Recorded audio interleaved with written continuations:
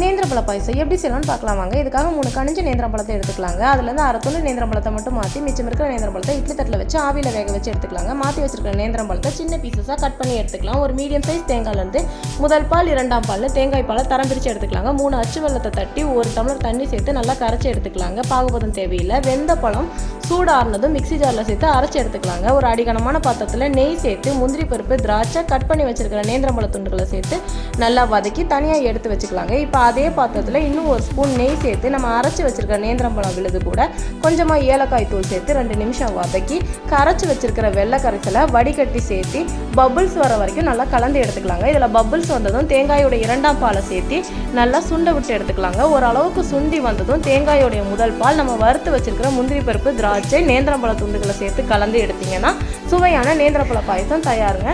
Try பண்ணி பார்த்துட்டு எப்படி இருந்துச்சுன்னு கமெண்ட்ஸில் சொல்லுங்கள். உங்களுக்கு நம்ம சேனல் பிடிச்சிருந்தா லைக் பண்ணுங்கள், ஷேர் பண்ணுங்கள், சப்ஸ்கிரைப் பண்ணுங்கள்.